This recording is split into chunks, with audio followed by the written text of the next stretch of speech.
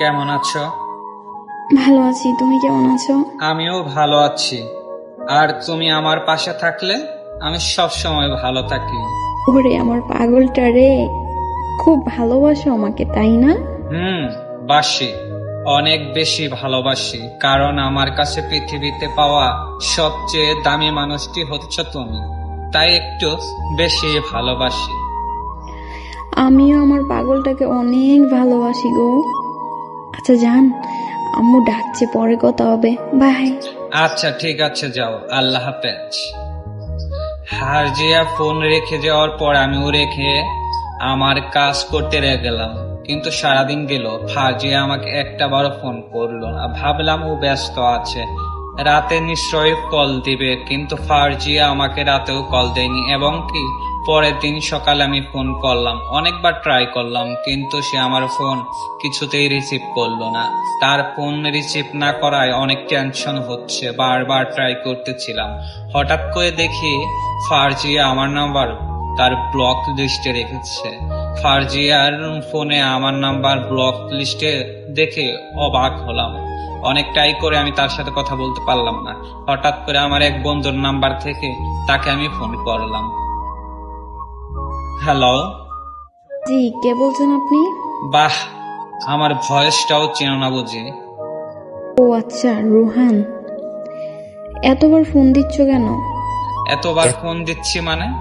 কি হয়েছে তোমার? হঠাৎ করে যোগাযোগ বন্ধ করলো কেন? বাসায় কি কোনো সমস্যা হয়েছে? না, কোনো সমস্যা হয়নি, এমনি আমার ভালো লাগে না, তাই তোমার সাথে যোগাযোগ বন্ধ করে দিয়েছি। এটা কেমন কথা বলছো ফারজিয়া? তুমি ভুলে গেছো আমাদের ভালোবাসা?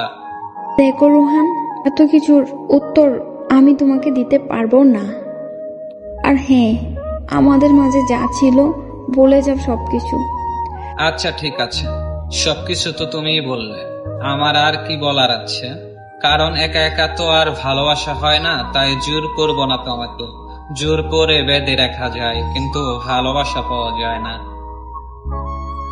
আমার কথা শেষ করে আমি ফোনটা রেখে দিলাম, কিন্তু হঠাৎ করে তার এত চেঞ্জ আমি কেন যেন কিছুতেই মানতে পারছি না। যে আমাকে এত ভালোবাসতো, যে আমার জন্য পাগল ছিল, সে কিভাবে এতটা পাল্টে গেল? এগুলো ভাবতে ভাবতে আমি ঘুমিয়ে গেলাম। ঘুম থেকে উঠে হঠাৎ করে তার কথা কেন যেন ভীষণ মনে পড়ছিল, কিন্তু এত কিছুর পরে নিজের ভেতর কেন যেন তার ভেতর রাগ সৃষ্টি হচ্ছে, তাই নিজে থেকে আর ফোন করলাম। এমন করতে করতে অনেকটা দিন পার হয়ে গেল। তাকে এখনো আগের মতোই ভালোবাসি, কিন্তু সে কেমন মনে করে? এগুলো ভাবতে ভাবতে হঠাৎ অচেনা নাম্বার থেকে আমার ফোনে একটা ফোন আসলো। কেমন আছো রোহান? ভালো আছি, আপনি কেমন আছেন? বলতে পারছো আমাকে? আমার ভালোবাসাটা আপনার ভালোবাসার মতো ছিল না, ভয়েস শুনে চিনতে পারবো না। যাই হোক, বললেন না তো কেমন আছেন? ভালো ছিলাম না এতদিন, কিন্তু এখন ভালো আছি। ও আচ্ছা, হঠাৎ 6 মাস পর আমাকে ফোন করল, কিছু কি বলবেন? কি আর বলবো তোমাকে, কিছু বলার মতো সাহস পাচ্ছি না। এত ভাবতে হবে না, কি বলবেন বলেন। রোহান, তোমার জীবনে আমি আবার ফিরে আসতে চাই, আগের মতো তোমার ভালোবাসা নিয়ে ভালো থাকতে চাই। প্লিজ তুমি আমাকে ফিরিয়ে দিও না। আমি জানি আমি তোমার সাথে অনেক অন্যায় করেছি, তোমাকে অনেক কষ্ট দিয়েছি, যা এখন আমি বুঝতে পারছি।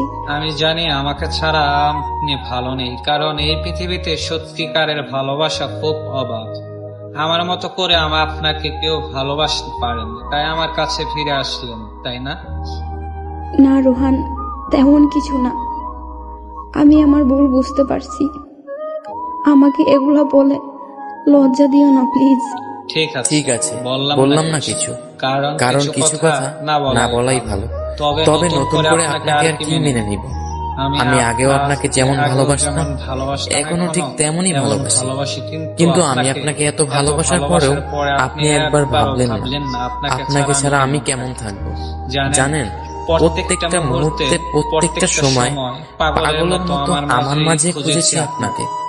ভালো ছিলাম না আপনাকে ছাড়া। থাক, এত কিছু বলতে চাচ্ছি না আপনাকে।